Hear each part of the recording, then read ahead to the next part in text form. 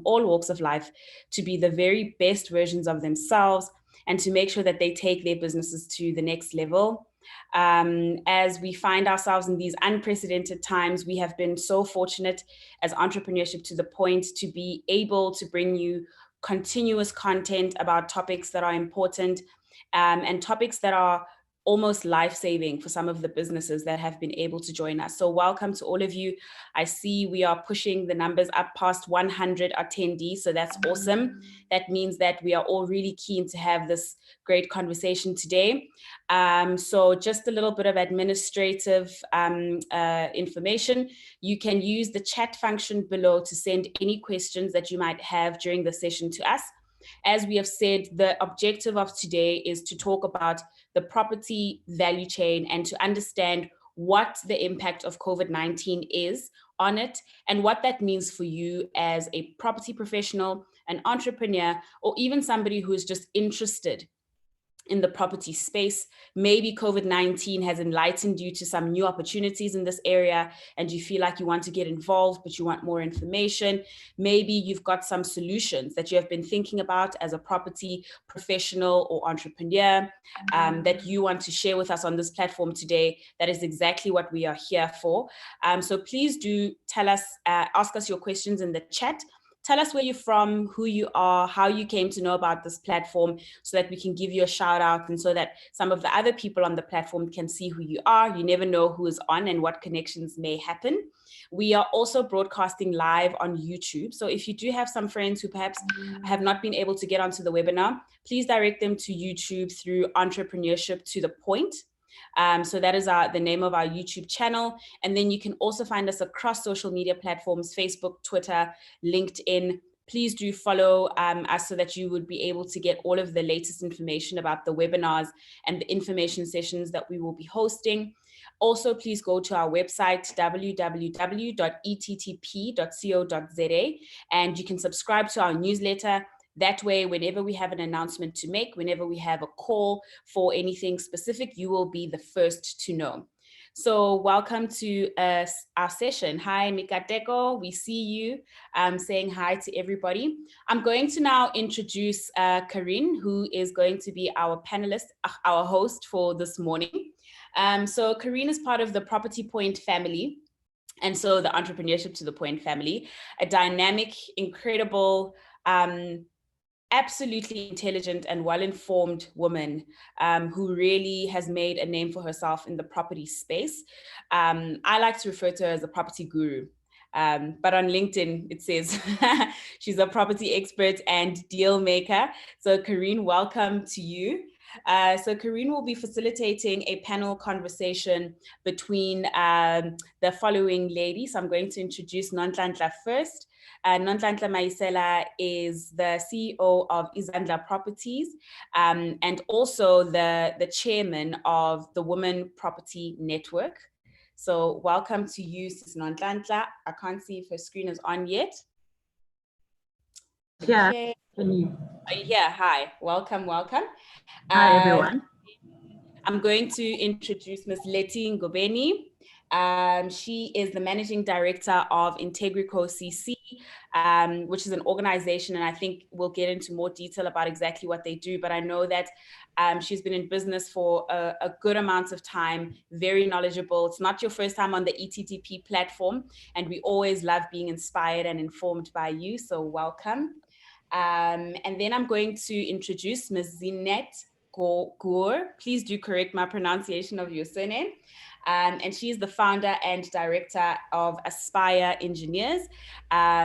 Aspire is also part of the Property Point Accelerator program. So welcome to you, Zinette. Thank you for joining us today. And lastly, Ms. Mpumi Nkabinde. She's the CEO of Sigma Elevators, and she's also a non-executive director at Growth Point Properties.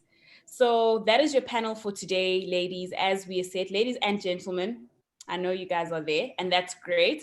It certainly is not an exclusive conversation. However, we do believe that the panel that we have got today is going to bring through insights, and most importantly, we want to have a solutions-based conversation.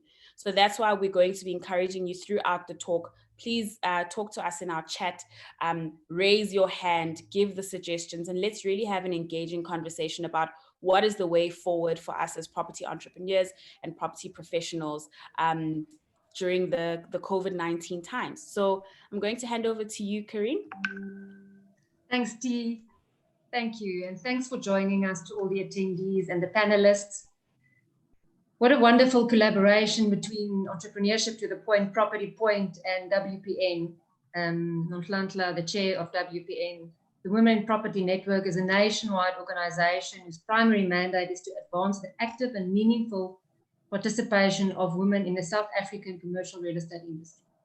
Entrepreneurship to the Point and Property Point really focuses on SMMEs, and I think it's a great collaboration to work with the females and the SMMEs in this real estate industry. Like you said, we're having a solution-based discussion today, some ideas of what we can do and how work will change going forward. And can I just say, looking at our panel, we are proof, or they are proof, that beauty and brains do come in the same package. Welcome to all the panelists. We really have a power panel today, and I really don't have time to go through all their CVs, but just quickly, Nonhlanhla is the CEO of Izandla, a broad-based, Black-owned, woman-owned investment company with assets of up to 800 million. Izandla's mandate is both a commercial and a social one. While driving the bottom line, Izandla ensures that as far as possible and meaningfully support Black-owned businesses along the value chain. Nonhlanhla spent 12 years as a development manager with Investec and is also the chair of the Women's Property Network and a fellow of the Archbishop Desmond Tutu Leadership Fellowship Program. Mpumi Nkabinde has held various senior management positions in the field of business development, human resources.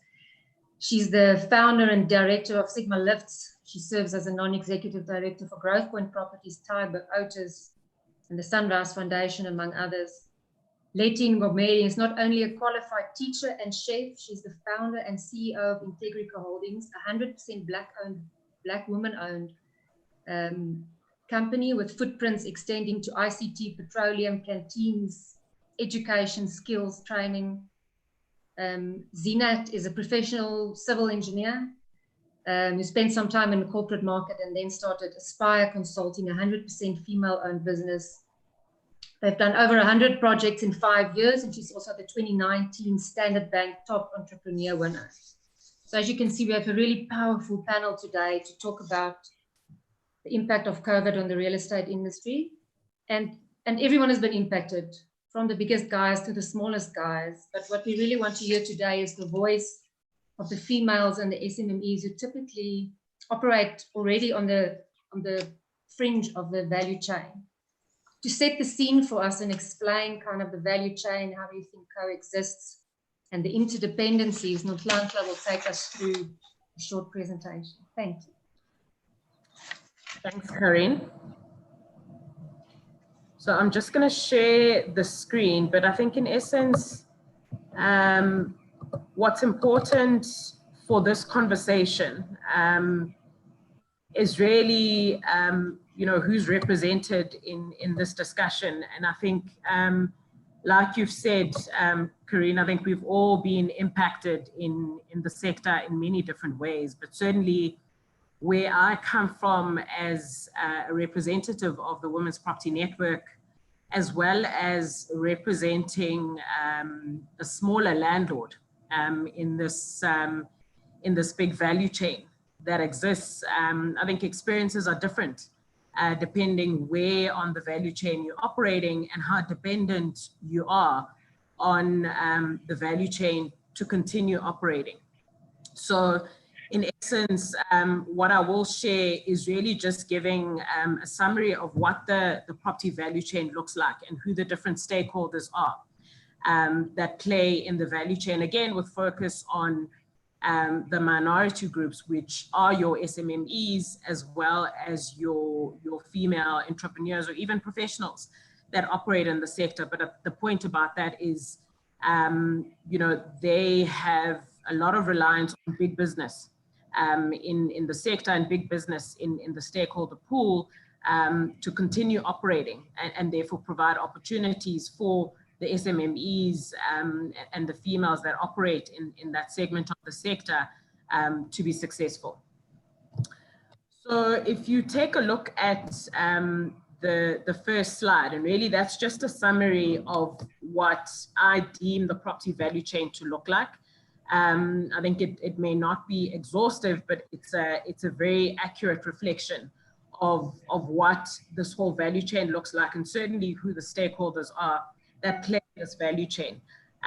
So firstly, I think you've got kind of 5 levers or segments of the value chain, according to me, which is the ownership segment, the finance, construction and built environment, the transactional segment of real estate, which really operates across the different segments, and then the use and occupancy segment. If you look at the different stakeholders, if you start with ownership, you've got your developers, you've got your investors, and I think this is where the crux of the capital comes from that drives this machine that is property. I think all of us know that property is capital intensive. So there are, critical drivers to capital. And I think where we are in the COVID-19 crisis is liquidity is critical. I think if you're a landlord, if you're an investor, returns from an investment perspective have been wiped out as a result of the market. So if you look at all those stakeholders, you're talking developers, institutions, individuals, private equity companies, and then if you look at the finance segment of this value chain, again, critical segment to drive the sector.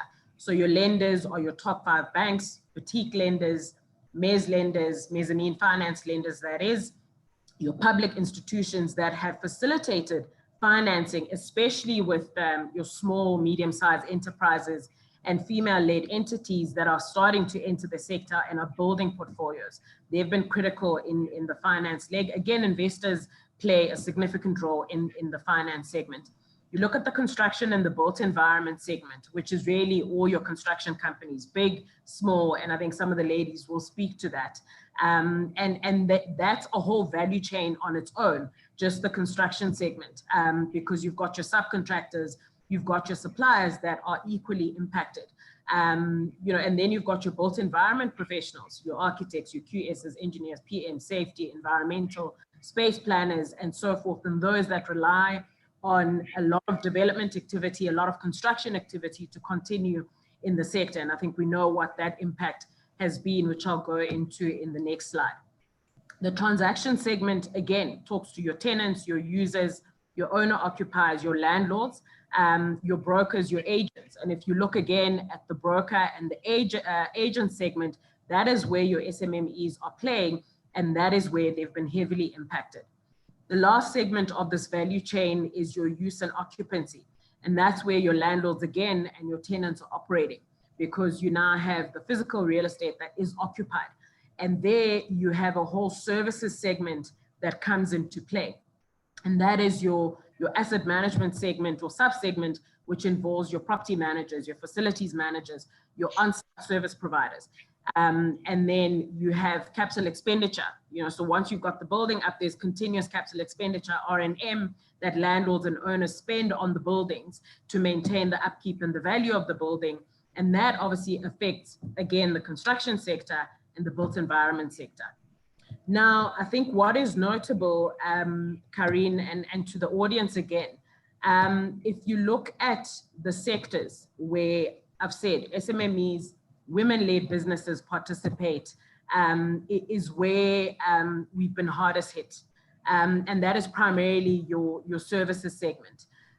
It is most impactful, certainly in terms of job creation. And I think that's where the focus should be in the discussions that we are having and continuing to have on different platforms with regards to how we support the property industry to be able to weather the storm that is COVID-19, and obviously post weathering the storm, what happens then? And I think that what's topical in this discussion is how do we ensure that to the best ability, the SMMEs and the women-led businesses that are operating on the periphery of this value chain and yet are the biggest drivers of job creation in this value chain are protected, and how does big business try and support the smaller businesses, because really that's where the jobs are going to come from. All of this is on the backdrop of an economy that is struggling. I think the growth that is anticipated is negative 7%. And what do we do? I think that's the discussion here. It's not to look at the doom and gloom. I think we understand the fix that we are all in. But the question here is what do we do? And like I said, what's important in this information is where the small businesses are playing, where the entrepreneurs are playing, and where the job creation has come from and will continue to come from in our sector. And again, I mean, that demonstrates the interdependent nature of this ecosystem that we're operating in. Each of these segments are dependent on each other, working and continuing to move. And I think the overarching dependence of the property value chain is obviously on an economy that is working, an economy that is growing, where there is demand for property, where there is demand for new investments in real estate. And unfortunately, on the backdrop of an economy that isn't growing, we've got to find ways and solutions in which we protect our sector and ensure that the smaller businesses and the small players in the sector are not left behind. I've touched on really just what the impact is, and across the board. I mean, if you look at the ownership segment, there you are looking at the macroeconomic impact of COVID-19. I think there's going to be continued risk on any developments. I think anyone that's looking at a speculative development at this point in time or in the near term has probably got other secrets that we don't know about, or maybe have an endless pot of capital that's available. But certainly, I think most of the big developers, even the smaller ones, are not going to pursue speculative developments. The property market, whether listed or unlisted, has been extremely volatile. You look at the listed sector and the devaluation that's happened there in the last couple of months, it's been extensive. I think from an investor perspective that's invested in property, whether listed or unlisted, your returns have been affected.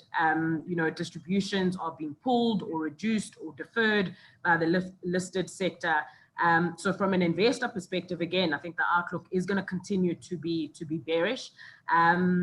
And investment decisions deferred. Even if you had deals that were, kind of in the making with various stakeholders, I think those have been largely put on hold because nobody can make a decision in a volatile market. And I think whatever decision is going to come out of any transaction at this point in time is going to be unfavorable for whoever the parties are that are participating in that deal. Again, the finance leg, which is critical to our value chain, Karin, from your experience. Without capital, without liquidity, you virtually can't do anything, especially if you are playing in the segment of being an owner.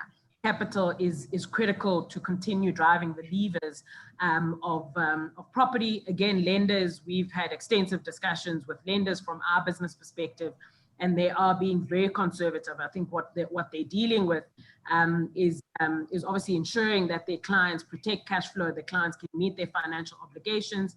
I think to a certain extent, there increased covenant breaches and defaults by clients, and obviously not to their, of their own doing, but because tenants are under pressure, they can't play.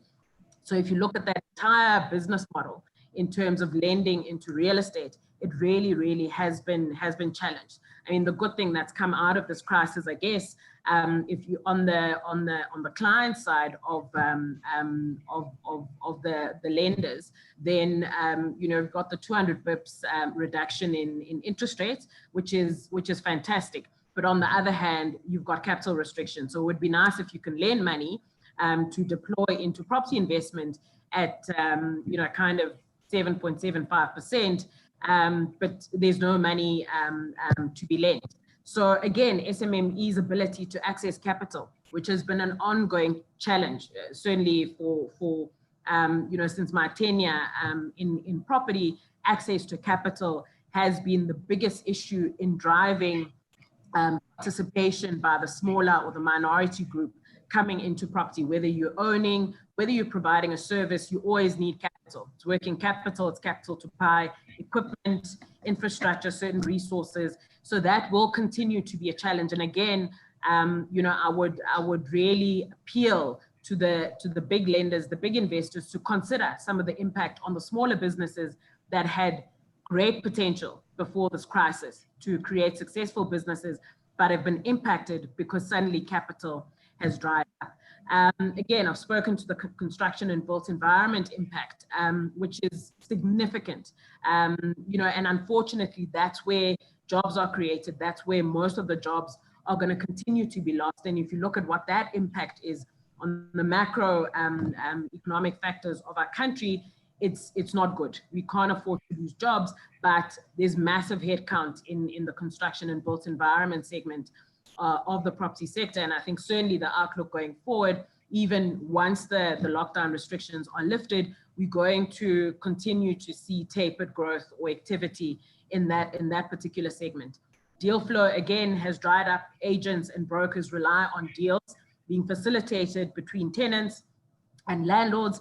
And without that happening, and obviously nobody can go view physical real estate, you know, there is no income for brokers and agents. And as you know, there is a significant reliance on commission there versus base salaries. Again, a huge pull in terms of job numbers, in terms of the agents. What are we doing with regards to that? Use occupancy, I've spoken to that value chain, which I think Letty and Bumi will talk to with regards to how that's impacted.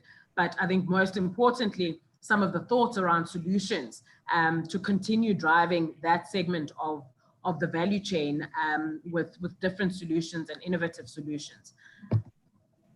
So again, I think short-term cash flow movement, that's where the problem is.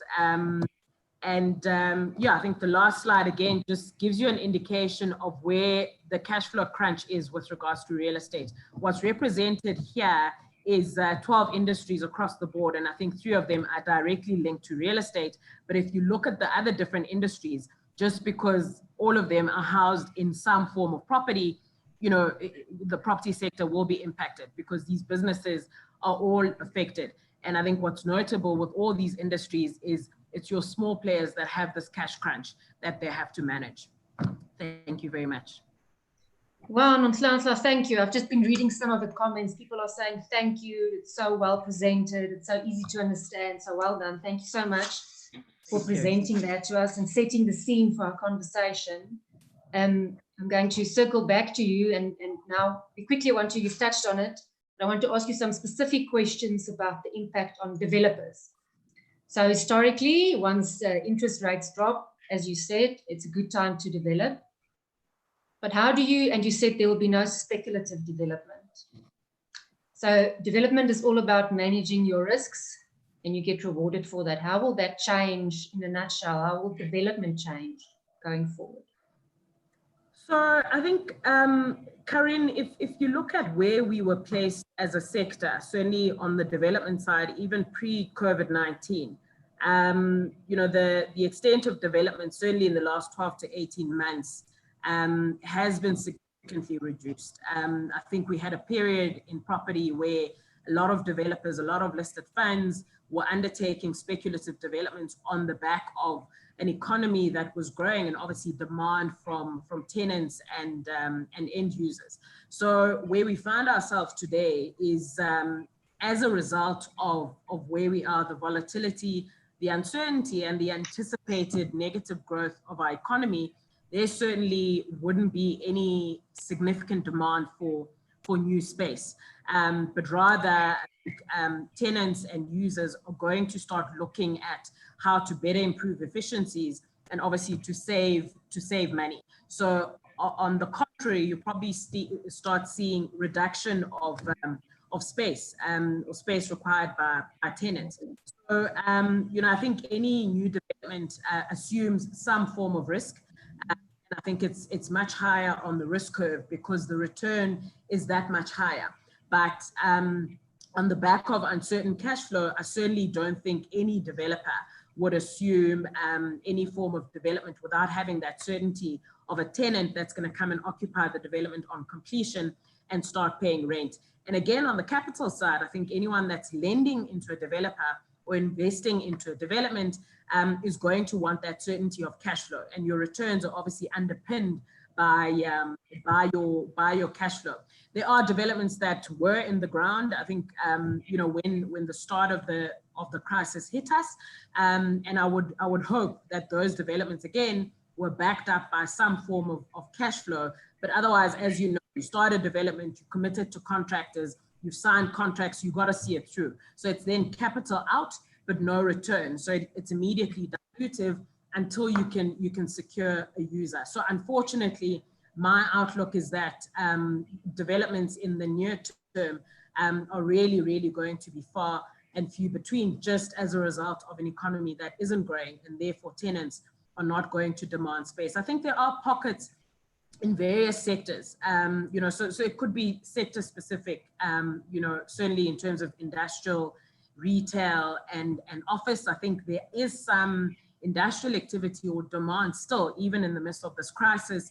If you look at the healthcare industry, for instance, which I don't claim to be extensively knowledgeable about, but from a property perspective, seen a drive with regards to a requirement of these healthcare facilities, and not the monsters that we've historically been exposed to, but your smaller, nimble facilities that are flexible enough to manage this current crisis. I think we've known that this thing is going to stay with us certainly for another 18 months, and you are going to require those health facilities that are almost flexible. I think Zanette spoke to modular type of design, and you're going to see a lot of that in the healthcare facility. That's where the demand, I think, is going to continue coming from. But certainly the rest of the sectors are not going to experience growth in developments. Is it a good time to buy, to invest? Are there going to be some good specials on the market? So yes, and this is it's a bittersweet thing, because I think we at a point where if you are sitting with access to capital, you're in the pound seat, because there definitely are going to be opportunities that were priced very differently before this crisis hit versus where things are now. So everyone is under pressure. Capital is critical. If you look at the listed segment, where some funds are breaching their LTV covenants, they have to find some form of liquidity. How do they do that? They sell off assets. So what happened before COVID-19 is you still had some form of price disparity, because the market has shifted, but I think anyone that was holding on to property in whatever sector was still commanding a premium from that property. And I think the stock that was available in the market was problematic. I think it was stock that had a lot of risk that you would have to assume as a buyer. But now that price correction is going to come, in my view, and the pressure to offload, just because landlords and owners have to raise capital and they need liquidity. There's no other liquidity available in the market, rather than selling assets. So they will come at discounts. The unfortunate thing is there are few investors that would be able to take advantage of those opportunities. Again, the hat that I'm wearing is as a small landlord and as a female participating in the sector. When you're in a growth phase, you're a small fund, you're wanting to access these quality assets, which a lot of them will be available at discounted prices, but capital is not there. So, and in saying that, you've got to try and solve for it somehow. But certainly, if you've got cash, go out and buy property. You're certainly going to have massive discounts that will hold you in good stead if you're a long-term holder of the asset. Okay. And then just quickly, you speak from a developer and a landlord's position, and you've touched on it. Rental growth, vacancies, tenant behavior, quickly on that. Sure. What have you seen as a landlord? Yeah. So I think quickly, in terms of what the focus is from a landlord perspective, certainly from my perspective, but I think I speak for most of the landlords in terms of what the focus has been, is cash flow preservation. So as you know, as soon as lockdown hit, a lot of the tenants weren't able to operate out of their premises. They weren't able to service their clients. And this is across mostly all sectors. Some sectors more affected than others, particularly retail. I think we all know where the retail market has been and some of the impact and initiatives that have been undertaken by the sector. But cash flow preservation, really just trying to get as much rental coming into the books, and deal with a lot of rent relief requests that have come from tenants. And, you know, I must say from my perspective, you know, we've had a lot of tenants coming with rent reliefs, and I think some tenants will err on the side of caution and from day one ask for rent relief because they just don't know where they're going to land up, which is fair enough. I think some tenants will take a chance and not want to pay rental, but, you know, they're continuing to operate. And some tenants really that need assistance. And I think the question is always, to what extent can you assist this business? And mostly smaller businesses. So we've got a lot of smaller businesses in our fund, and smaller businesses that really need that runway to be able to survive this crisis. So you got to look at it on a case by case basis. But it really has been that cash flow preservation, what the impact is on short-term cash flow, if you are giving rental concessions, and obviously tenants that just have decided not to pay, some of your bigger national retailers that, in my perspective, can afford to pay rent and can actually play a role in assisting some of your smaller tenants to weather the storm, particularly in retail. I think your line shops have really been negatively impacted and really stand the risk of not actually surviving this crisis. So, you know, vacancies, I think, will tick up. I think it's just, you know, a natural assumption. Again, with regards to that, I think with the tenants that you still have in your buildings, you've got to find ways to really try and partner with them. Tenants are going to continue wanting some form of flexibility. I was talking to one of our broker partners the other day, and they're starting to look at ways and models in which, you know, you can still give a landlord security of tenure. So a tenant signing a 5-year lease or 10-year lease, but you got to provide the tenant some form of flexibility because, you know, from a business operations perspective, the tenant doesn't know whether they're good for the money in 10 years or what their requirements will be. So I think landlords have to start thinking and walk in the shoes of tenants. Just because you want to retain your tenants, it's a fine balancing act, because I think if we all could give concessions to most of our tenants, we would. But on the other hand, we've got our lenders knocking at our door, wanting to make sure that we can pay our bills. So it really is a fine balancing act. I think some sectors will continue to be under pressure more than others. I think logistics, industrial, which really has two segments in my mind, the manufacturing side and the logistics and warehousing. Manufacturing continues to be under pressure, relying on client orders and order books to come, you know, to increase, and clients paying. And manufacturing will continue to be under pressure, I think, for the medium to long term. Logistics, warehousing, e-commerce, I think that's where the focus is going to be. So if you've got logistics, warehousing facilities in your portfolio, you're probably better off, and I think the market will reward you for that. So yeah, different. Hospitality, different story completely. Again, I mean, I've got a friend that you know, operates in the hospitality space. I think any hotel that is open for quarantine purposes, right? And I think the hospitality industry is going to be the last one to be opened with regards to these lockdown restrictions. So you know, any funds or landlords that are mainly exposed to hospitality, I'm not sure how they're dealing with the crisis or what the outlook is, but certainly some clever engineering has to happen there. Yeah, I do want to. We're going to answer questions at the end, but there are a few that are relevant now for what you're speaking about. Natalie says, what's the best form of flexibility? There was a question about, do you think retail will go to turnover-only based leases? And then there's an interesting one from Kanye saying, do we see a role played by the local authorities in terms of rates and taxes to assist landlords? Or, so maybe just, yeah, quick, your view on that.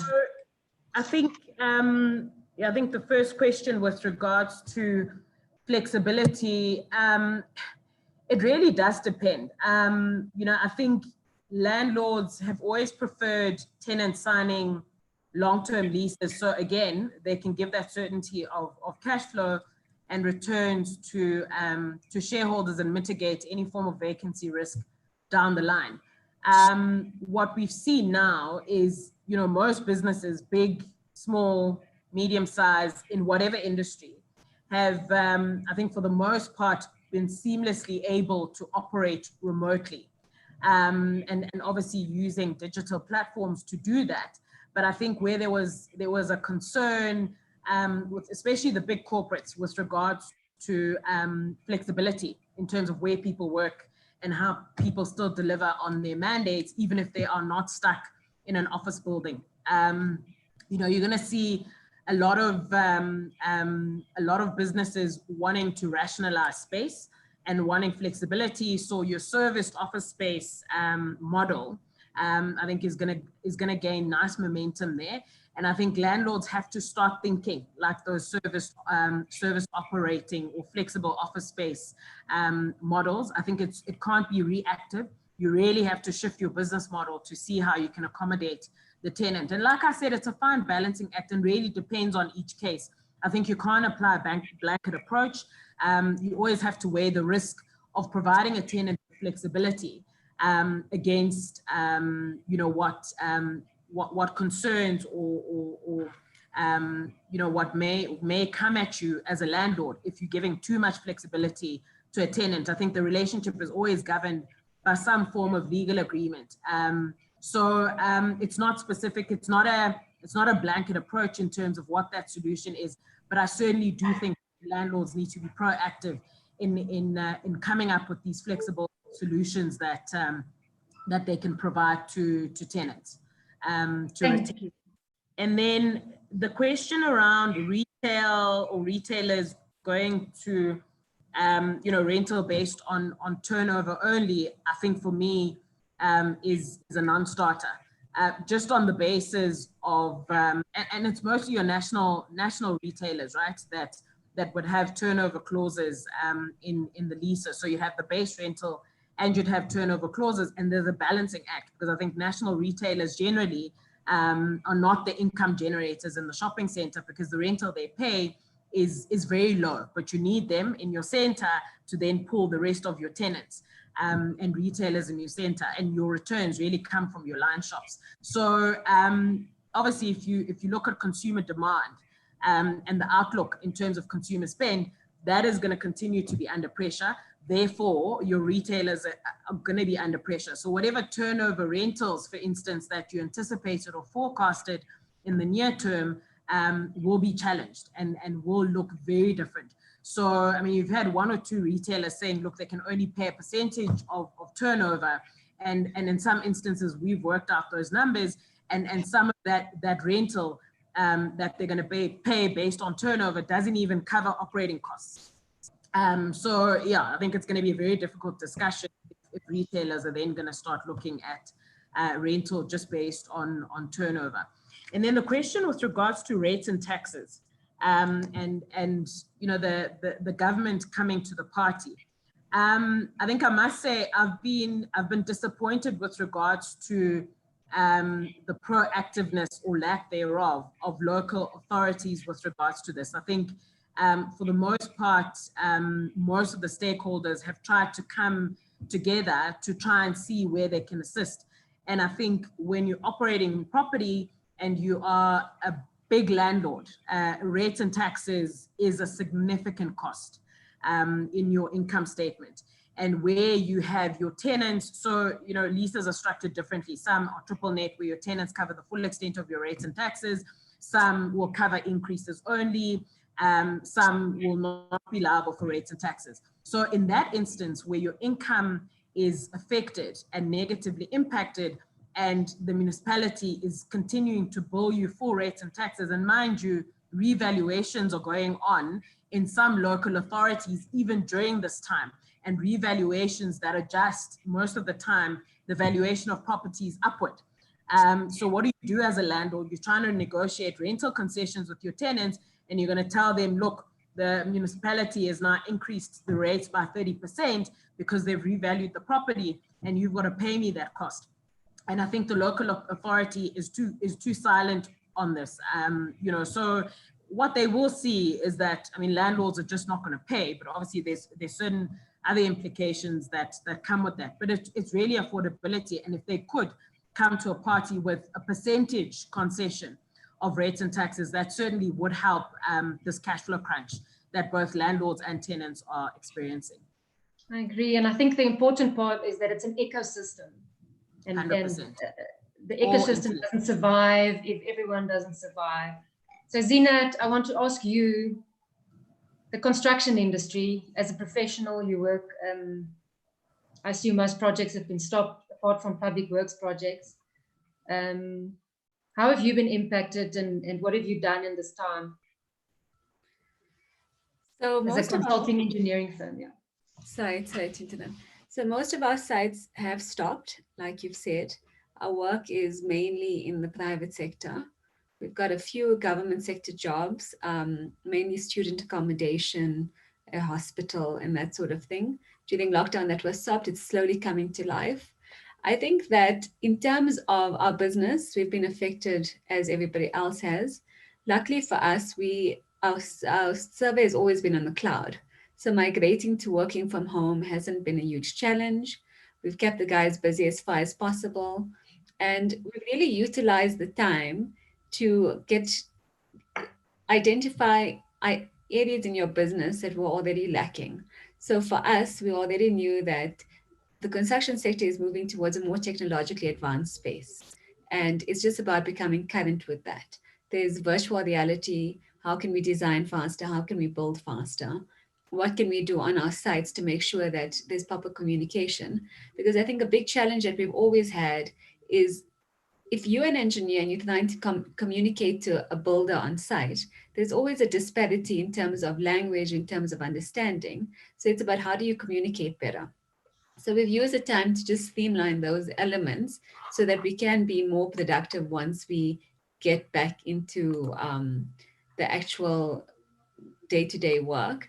And it's also just about saying what on site, how do you do things better? So once the lockdown lifts in totality and things go back to site, there's going to be a huge push to design faster and to build faster.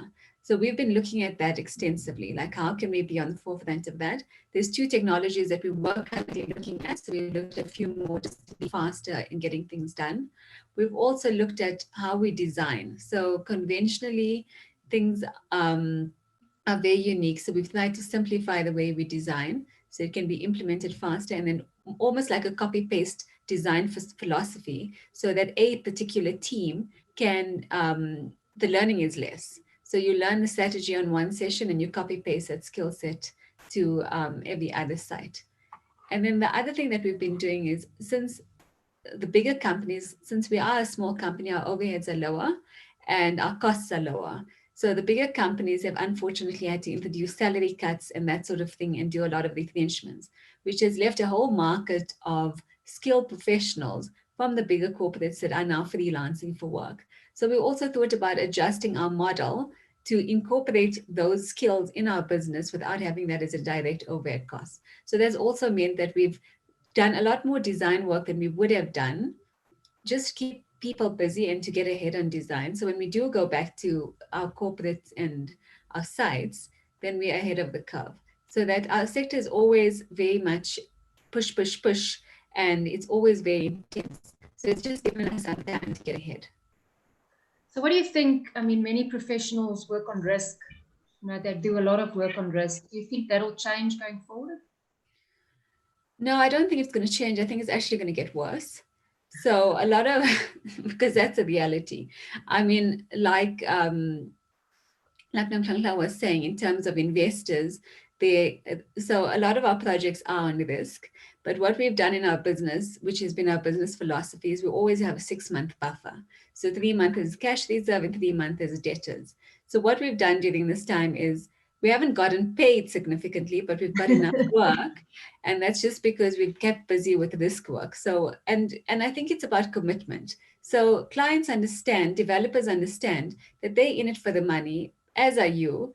And when you share the risk with them by using your intellectual capital, I think there's an appreciation for that, which means that it gives them momentum to be able to take a project to a certain level and there's continuation of work. So every project funds a project before.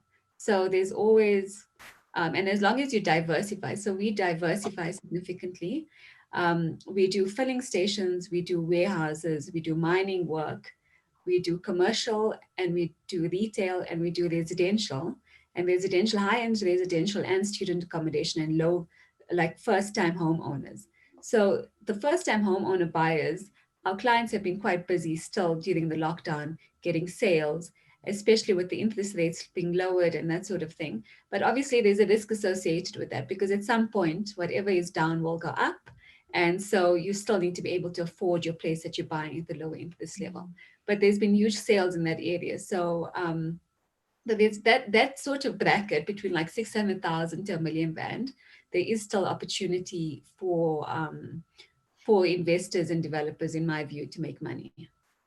Yeah, I saw that Samuel Seep said when lockdown is over, it's creating the perfect storm for home buyers under the 1.5 million mark. So maybe just for guys, that's kind of where the agents, or where they're thinking that there could still be some activity in the market. Mpumi, I would like to get your view on what's been happening and what you've been doing in this time. Is Mpumi here? Yeah, I'm here. Okay, hello. Hi. Oh, yeah, Karen, thanks for the opportunity. Mpumi, we just need to check this bad feedback is on your phone and your laptop. Okay. I'll switch the phone off. I think we're going to chat to Letty just now. We'll see now when we get back to you, maybe the sound will be better. Letty, so Integrico provides services, FM services. I'm sure you've been in some sectors very busy, but other sectors may have grown to a halt. Give us an overview of what you've been doing. Hi, everyone. My name is Letty. I'm the founder and CEO of Integrico. Yes, it's very interesting times now, and we are meeting in this critical and interesting time of COVID that has impacted or changed the game in all aspects of life globally. This COVID actually, it is the nature and the environment. Health and safety has become a norm in the workplace. PPE has become a norm. And as facilities managers, our services has become more critical in the workplace, because we found ourselves having to assist companies to comply in terms of health and safety in dealing with this COVID-19 in the workplace. As facilities managers, we had to find ourselves in a position that we have to ensure that our clients are safe, their customers are safe, and our employees are safe as well. And in that regard, we had to find ourselves in a position where we have to supply masks, sanitizers, gloves, all PPE that is required in order to protect our people from this COVID-19 pandemic. We have developed a system where we have add more value to our clients. Now we have to find ourselves in installing screens and helping our client with space planning, because obviously in this level 4 of COVID, most companies that we service have gone back to work. So we have to assist them in terms of compliance. So it has been very busy for us in terms of FM. And as Nonhlanhla indicated, in terms of hospitality, as you will know that we are in the hospitality industry as well, that service has become, or has become a situation where it is in standstill. We're not operating them, but in terms of facilities, we have been busier than before, because during April, when we were in the complete lockdown, we were meeting with our clients virtually during, via Microsoft Teams, where we were discussing the way forward, how we're gonna move forward in terms of facilities and assisting them in order to maintain or service their properties. So by doing that, as Integrico, we have actually been at the forefront of getting what do you call it, their buildings ready. We have actually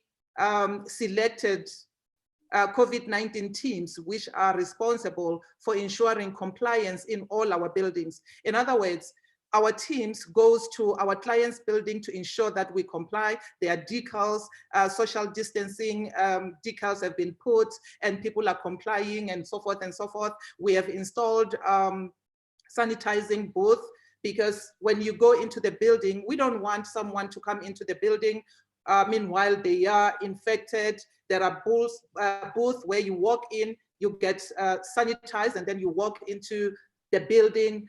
And that we have found that it has been helping the client so much, because most of them were afraid to go back to work, thinking that what if I go to work and where am I going to sit, and so forth and so forth. So we have assisted with that. Our teams have been on the ground running day and night to ensure that our clients' building comply with health and safety. And during that, we realized that it is time actually to move with the times. COVID-19 has forced us as a facilities management company to actually implement a maintenance management system and building management system which can be controlled virtually. And in doing that, we have partnered with Lumacom and Johnson Controls in order to implement disruptors in facilities management. Gone are the days where facilities management have to be done manually. Now, COVID has forced us to fast track the implementation of technology in facilities management. These systems that we are using now, it allows us to remote control and monitor equipment, and also tracking the lifespan of equipment and controlling maintenance activities. And this system that we use now with Johnson Control and Lumacon, it's a very good system because we can actually control maintenance remotely. For example, we can tag our waste bins, and it can remove, and if it's full, it can actually report to us in a control room to say, waste bin in this level is full now, it needs to be removed. And in doing that, then we can be able to allocate a resource to go and clear that bin. Previously, we used to do it like this. In the morning, we'll get our technicians to move building from building room to room, boardroom to boardroom, checking what's working and so forth and so forth. But with these systems now, it can do that for us. We don't need to get our handyman there at all times. Virtual technical support can also be given. And now in partnership with Lumacom and Johnson Control, we are actually trying to get or to implement the usage of robotics and drones. We have not implemented that yet, but it's something that we're looking at in order to actually disrupt the FM industry. Thank you. Wow, Leti, well done. I see we have two comments from Fazila and Susan saying, well done, Leti, we agree, we all need to use technology. Let's just see if we can get Nkumi on. Nkumi, do you want to try again? Hi, can you hear me? Apparently it says I'm muted by host. Hi. Yeah, I can hear you. Let's see. Okay. All right. With us, thanks, Karin, and thanks, Ntlanhla, for inviting me to be part of this panel. I would say to Karin, you are actually assisting us to weather the storm. So thanks for that. In our business, we've got basically three main streams of revenue. The key one is the maintenance. So for maintenance, it has continued. We were never on lockdown, except in those buildings where they were locked down. But most of our clients were open. We could service the units as usual. However, the second stream is that of repairs. We do major repairs, such as changing of the roads and changing of the drives. That stopped in some of the buildings because we couldn't access equipment But where we had the equipment and the spare parts to change, we actually diverted the construction team to go and assist in those areas. So as the situation stands now, our construction, which is the third stream of revenue, is at a standstill. However, those people are not sitting idling. We have used them to go and work on the repairs that are still taking place.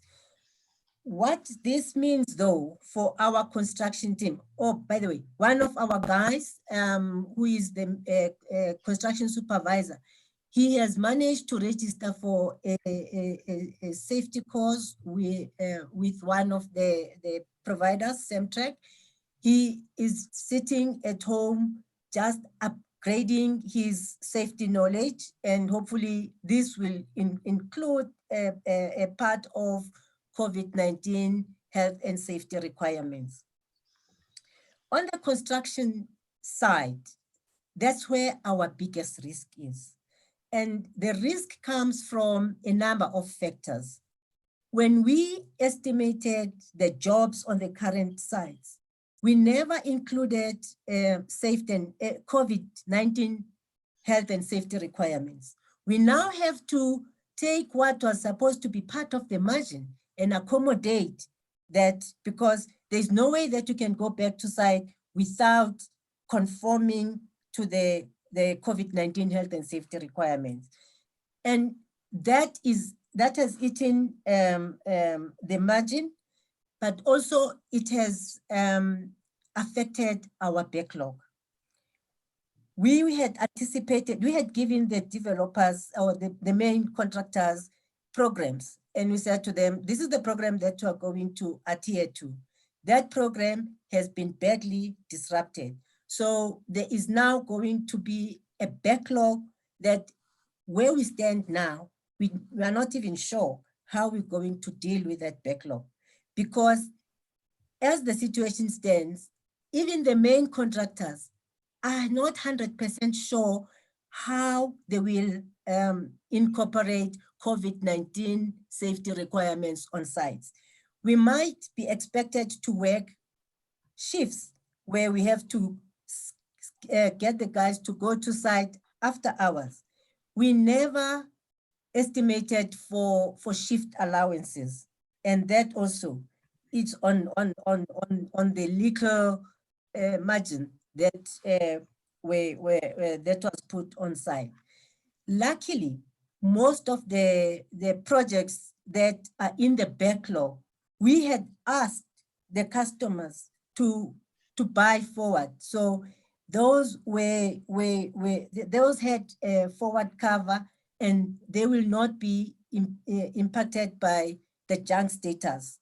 So, because with the junk status, the rent, when we estimated, it was at about 14 something. Today it's sitting at about 18 something. And that difference on material price, our clients will have to pick it up. In one job, we started with a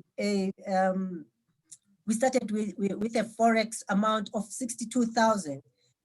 But because the customer delayed a bit in purchasing, they had to pay 1.4 million just for the material, the difference in material price. So that particular customer's revenue has also been affected because they never budgeted for that. So we are currently acutely aware of the fact that business will never be the same. This social distancing is going to affect our installation time. It is going to provide a learning curve for our teams, as well as everybody that is on construction site. We now have to incorporate COVID-19 requirements in our morning sessions of Toolbox Talk. So that will mean we sit with the main contractors and we all agree on the topics of the Toolbox Talk that must be covered on each side.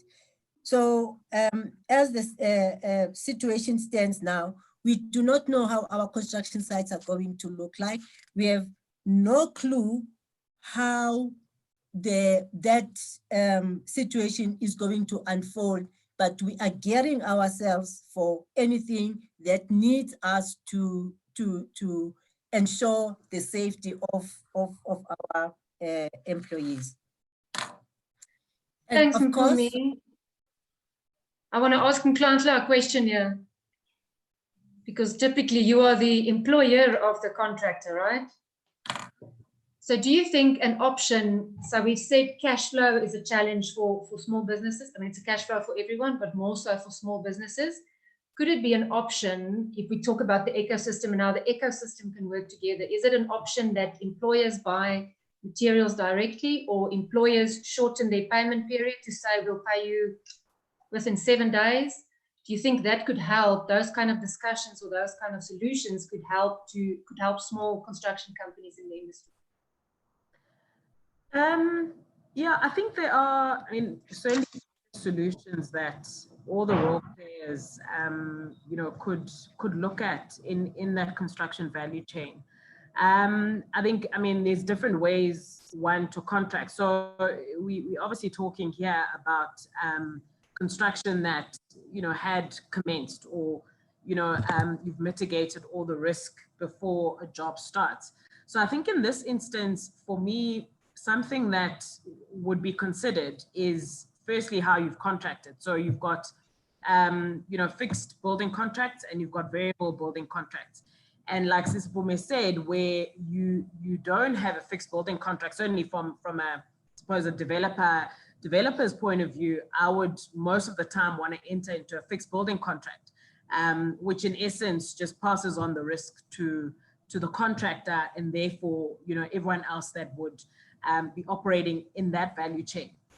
On the other hand, the variable building contract then exposes everyone, whether you're a developer, the contractor, and every other subcontractor that is operating in that value chain. And I think there's different risks that you assume for both. I think the issue of cash flow, which is really what we're talking about here, where a landlord has you know, secured capital for a specific development, or developer has secured capital, I think for the most part the capital is there.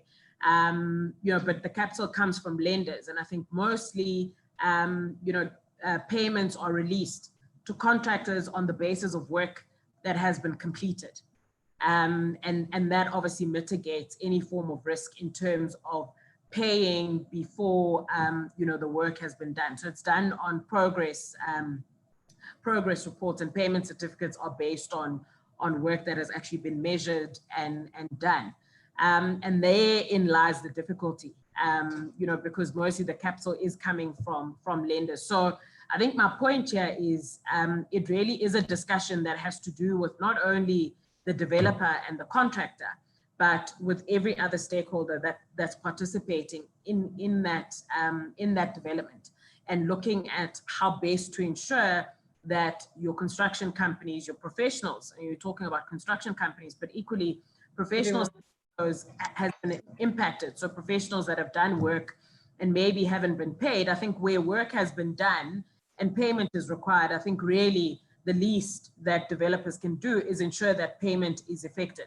So if you're waiting for a payment run at the end of May, I mean, do the payment so the guys can keep their doors open, but most importantly, be able to pay you know, workers that you know, that need food to eat, that need to provide for their families. So I think those are the considerations while you are also trying to manage some of the cash flow risk that you have as a developer. But certainly, I think any form of solution to ensure that you kind of loosen this cash flow crunch, because ultimately the risk for a developer as well is that if you don't assist your contractors, if you don't assist your professionals, they may not exist. You know, once you're ready to start the project again, they may not exist, or the resources that they've had to retrench, which also puts you in a negative position.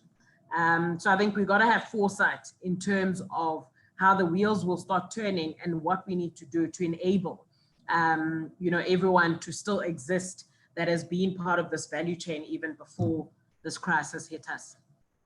And I think it's important to have those conversations, and it now seems like there will be no post-COVID.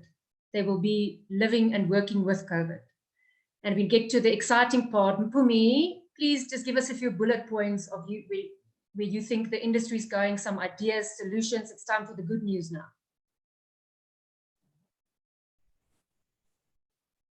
Mpumi. Hi, Karin. Oh, there you are. Hi, can you hear me? Yeah, Hi, we can hear Karin. you. We can hear you. Okay, all right. I will start by saying COVID has really accelerated the move to digitization. That is one element that we need to accept. And that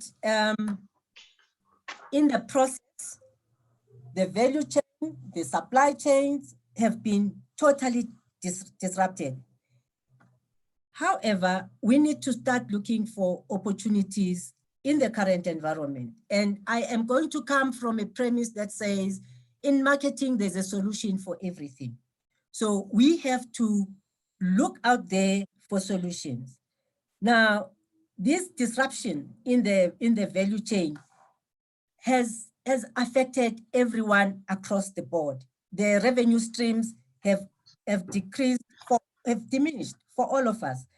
And as a result, we all have to go back to the drawing board, because the revenue stream is exactly like COVID. COVID doesn't have your landlord, it doesn't have the supplier down there. It affects everyone. And therefore, that stream has impacted all of us across the spectrum.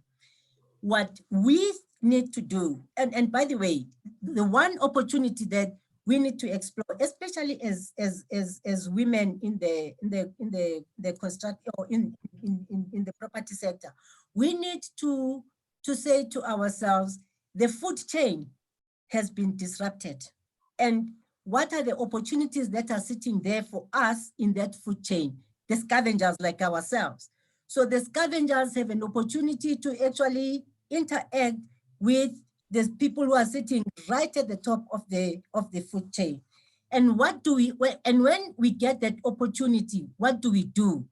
So Tunhlanhla, we need to think of just a small core team that can actually interact with the REITs and all the other people that are involved in the value chain. But what would be the agenda of that meeting? Because we don't want a talk shop. We also don't want a rally or something that's not going to yield any results for us. What we are looking for, I am sitting here with some expectations from my clients, and my clients are also sitting with some expectations. So can we really have an open heart surgery with our clients, where we share our expectations, they share their expectations, and we all look at how this value chain has been disrupted, and we jointly find opportunities in the value chain and use that opportunity to actually identify new ways of doing business, new ways of making sure that even the people that are sitting right at the bottom of the food chain are actually part of this new change. Because what we have seen during COVID is debilitating and actually inhumane for some people. And that's not what we want to see. We need to grow the economy together. So in doing that, the gap that we saw when COVID hit us actually tells us that it is our job, those that are already in business, to actually try and close the gap. So when we involve with all the parties that are in the value chain, we need to make sure that the small businesses get an opportunity to grow, because everywhere where you look, it's small businesses that are actually growing the value chain.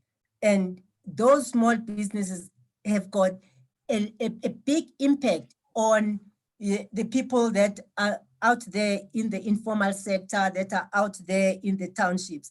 And we can never forget the importance of making sure that those people thrive and that those people survive.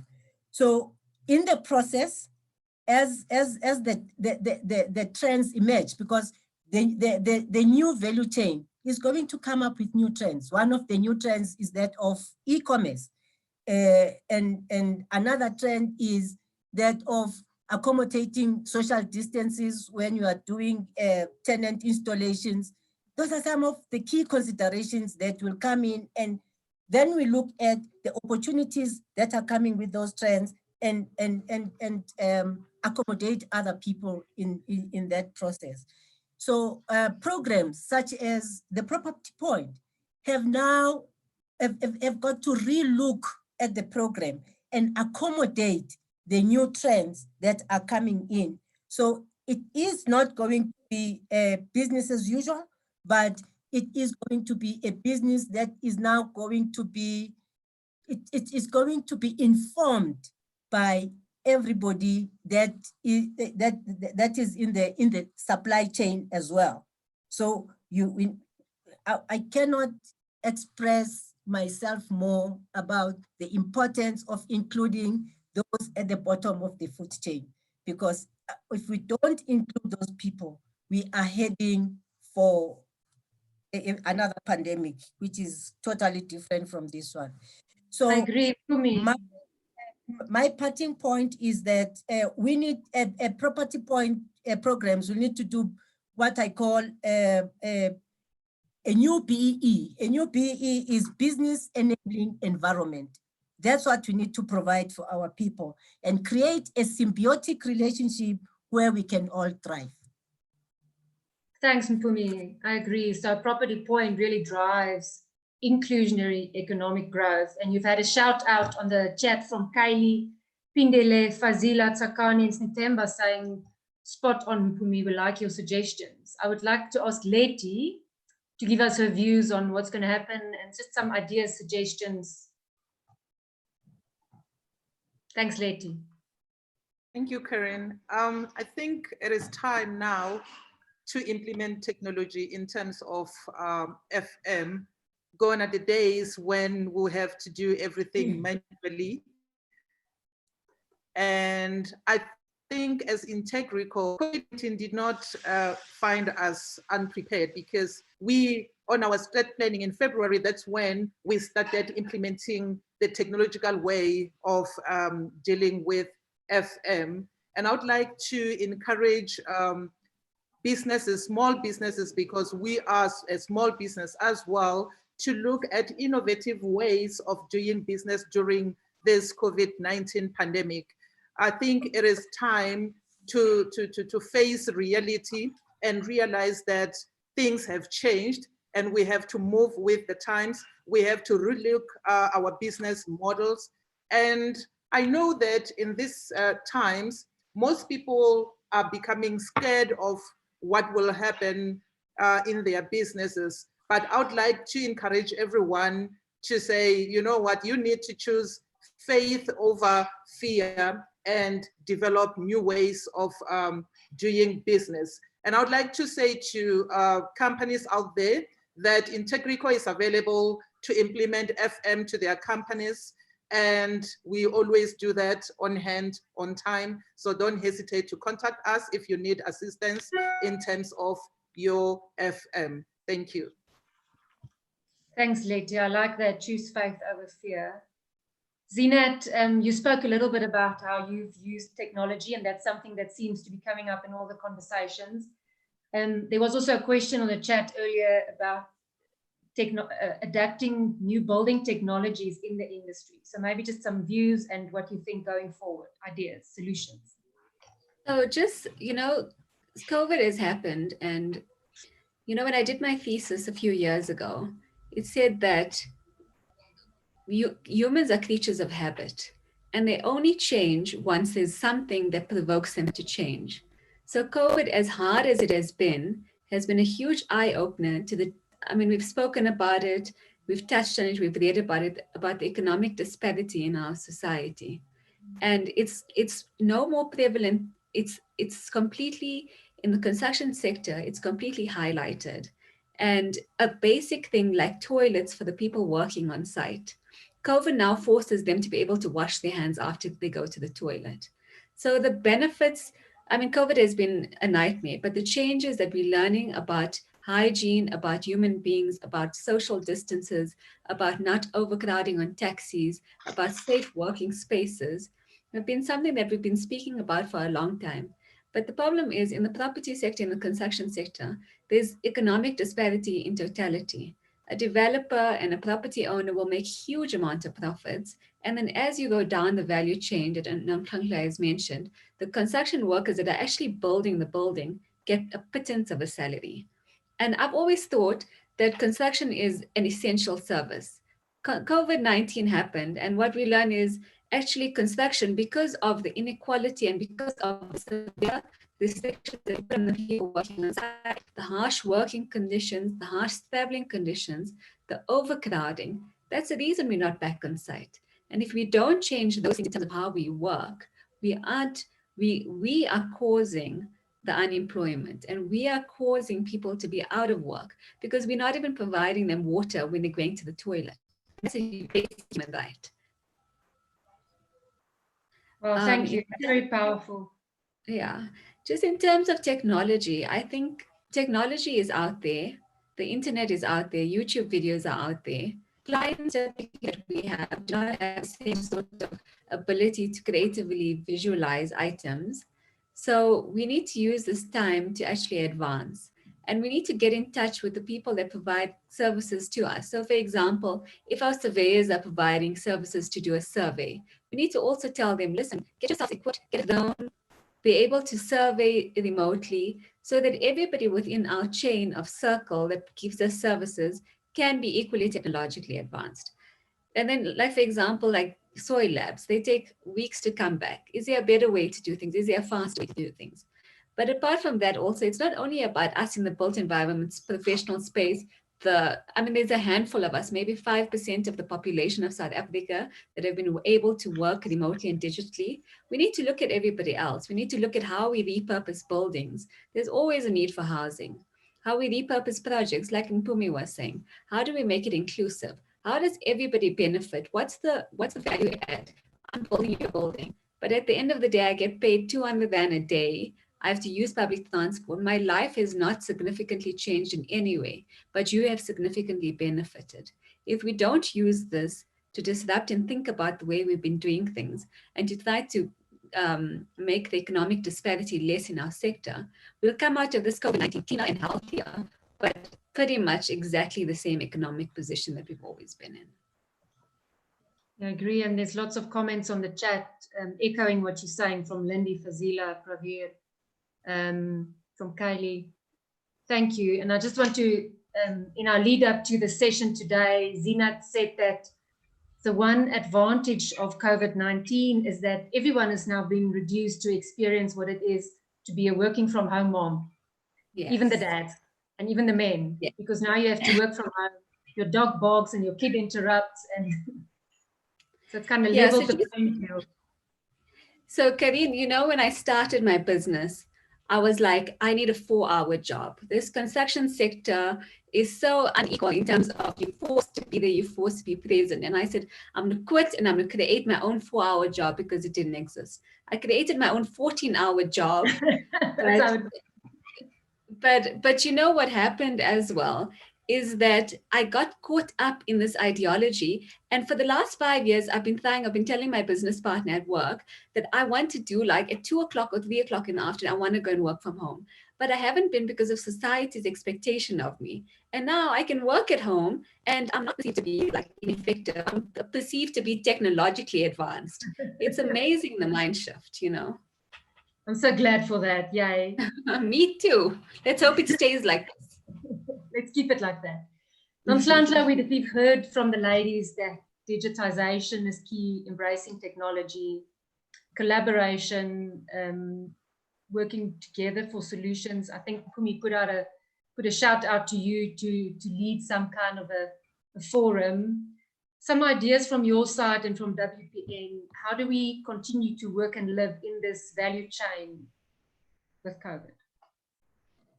So I think there's two things that are top of mind for me, and I think the ladies have really spoken to what it is we can implement as some of the solutions. And I think, since for me, your point around the partnership, and I think partnership is a stronger word than collaboration, because collaboration seems optional, but when you partner with someone, it feels more permanent. I think the partnership that I think we've all spoken of in the sector, and not to drive the bottom line. I think, Zeynep, you said it so well, that I think the disparity or inequalities that exist in our value chain as the property industry have been exposed during this crisis. And I think what is critical in partnering, particularly with big business and small business, is really not how we make more money, but how we ensure that everyone that has participated in this value chain continues to exist, and continues to not only exist, but to thrive. And I think that would take a lot of effort from big business, because the solutions we're talking about require some form of capital. Some of the initiatives at an FM level, if you're a small business, does require you to have some form of cash flow. And I think, Letty, you've spoken to the partnerships that you have been able to leverage. And I think that is key, but on the basis of enabling everyone to realize value, and not just the stakeholders that are coming with money, or the stakeholders that are big business. So for me, partnerships are critical, but I think the outlook on why we partner needs to shift versus how we approached these joint ventures and collaborations before. It really is to help the stakeholders that are struggling in this value chain at the moment, to ensure that they will continue to participate. I think the other thing for me in this conversation around digitization, and it's fantastic, I think it is forcing us really in the sector, because I think we've been late adopters and continued having heavy reliance on human interface for us to provide services and get the sector moving. I think the opportunities are there, and I think the infrastructure is there to implement. There's various systems that are available with regards to digitizing and less reliance on the human interface in terms of service. Something to one caution, and it's also an opportunity, is the concern around digitization, I suppose, as a country, has always been what the impact is on jobs when you start digitizing. And I think the approach has always been very cautious and negative, because there isn't enough knowledge or time and effort that is applied to how can we, while implementing these digital solutions, adequately capacitate and upskill our staff and people to be able to operate the systems. I think we still need people to operate systems. So I think we always talk about digitization, and I think our inability to adopt has really been on the backdrop of the real concern of job losses. You look at the real estate agents segment, and the whole talk around digitization and the fear around that. And later you talk about faith versus fear, and that's exactly it, because we're forced now to operate in a different way. But I would caution that we don't do it at the expense of people losing jobs, and the people that really require the work being found left behind, because our focus is digitizing, being cost effective, et cetera, et cetera. And I think the ladies that are in the services segment that influence employment quite significantly need to start thinking about how you take everyone along. And it's really upskilling and making sure that everyone continues to participate in this whole digitization that we're going into. Is there a specific response from WPN in this time? So I think what is important, obviously, for the WPN and what it represents, which is really ensuring that women across all segments of this value chain continually or meaningfully participate in the sector. And meaningfully means, have some economic benefit, have the learning and everything else, and are able to influence some of the decisions. And I think that is the critical point here when having these conversations where women have been in the minority in these conversations is making sure that we are there. We're having these conversations. I think the skill or the innate ability of women to think socially while driving the bottom line is something that is unique to us. And I think we shouldn't take that for granted in the conversations that we are having, whether it's within our own businesses, in grappling with some of the challenges that we're having. But the social aspect of it is so critical to what we're doing to manage this crisis and how we live continuously. So from a WPN perspective, I think it's always critical to bring the female voice into these discussions and make sure that we influence some of the decisions that are being made. I think the unintended consequence of dealing with a crisis in any economy, in any environment, is that initiatives, such as driving the female agenda, the small business, small entrepreneur agenda, gets left behind, because that requires a bit more effort to figure out, a bit more support versus big business just throwing money at solutions. So we cannot let that happen, certainly in our sector.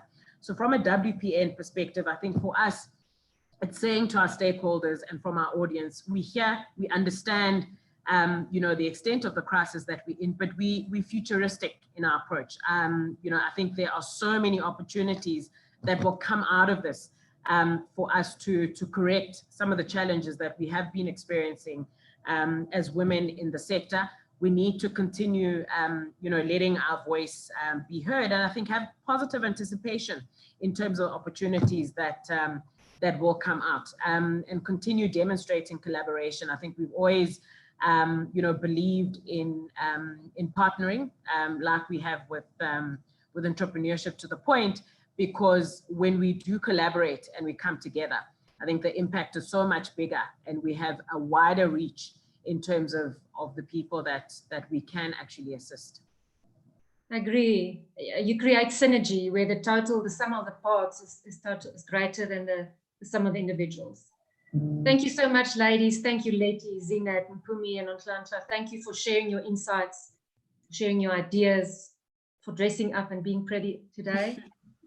As Property Point, we're very proud of our partnership with WPN. We look forward to more sessions in future.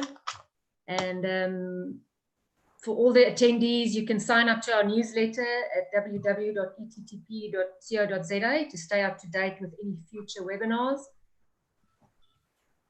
And then Tebogo is just going to close for us. Thank you for joining us today. Thanks to all the attendees. We had close on 200 people listening today. Yeah, awesome. That's so great. We always, now in the new age of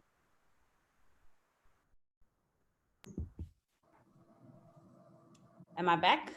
Yes. It's a very good sign when people stay on a session all the way until the end. So thank you so much, everybody, for staying with us. So we have a couple of quick announcements and some really exciting things that we're doing. As some of you will know, Entrepreneurship to the Point has its genesis from Property Point, which is an accelerator program that has been operating. That's my baby, which is an accelerator program that's been operating for over 10 years now. And really, I think it speaks to the conversation today, which is around solutions. And what Property Point has managed to do is really hone in on the ability to connect entrepreneur and that ability to create access to markets, but also to work hand in hand with the entrepreneur.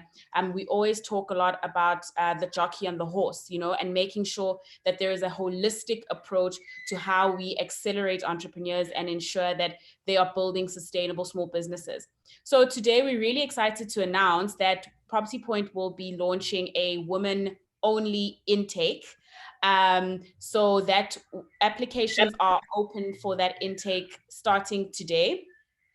And you can go to www.propertypoint.org.za, and you'll see there'll be a pop-up that comes on your screen, and there's a button where you can go and get more information about how to apply for the program, what qualifying criteria they are.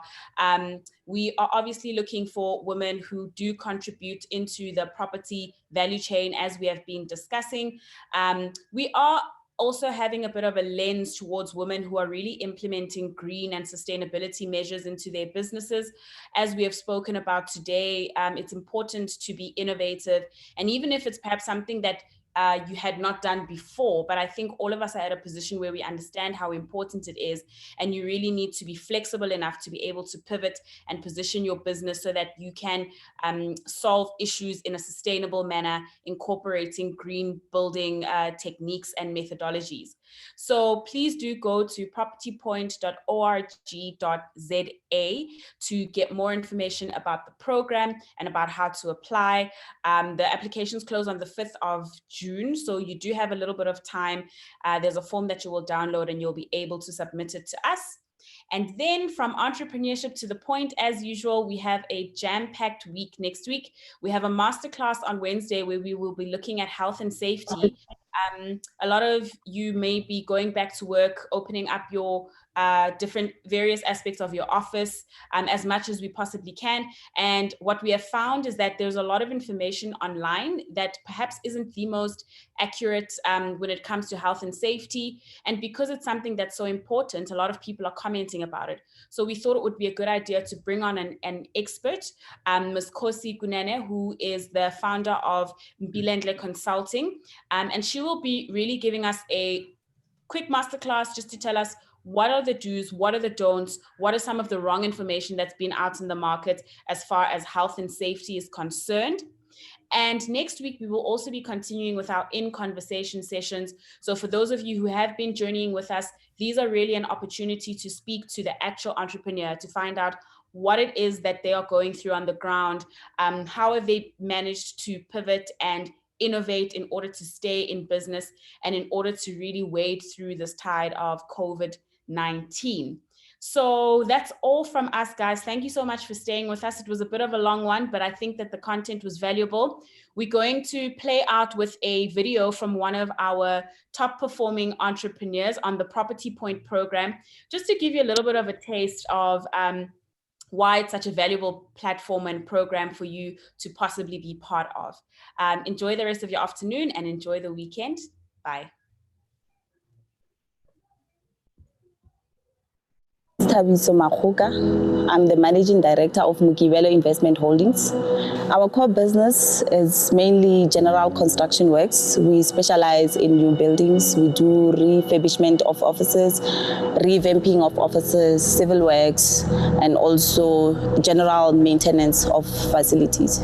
My journey as a business person started in 2014. The journey has been so exciting. Although I was not really confident in starting the business space actually intimidated me. However, through the mentorship that we received from the Property Point, I'm now confident in the space. So I took this path of business because I wanted some financial freedom in it. We found out about Property Point through CEDA, the rep from CEDA actually told us about the program, that hey, there's this program that the Property Point is offering to entrepreneurs. The impact that we received is really positive to our business. We had this challenge of accessing the private sector market, and through the support, we are at the point where we even obtain 2 contracts with the private sector, and it's through all the support and all the mentorship that we received from the property firm. With regards to our turnover, we have actually increased. We were ranking about around 6 million. That was our maximum in the previous 3 years before we joined the program. And at this point, we are sitting at 80 million turnover. So it has been great. So we want to be remembered as one of the contractors that have made a positive impact in our villages and those remote areas.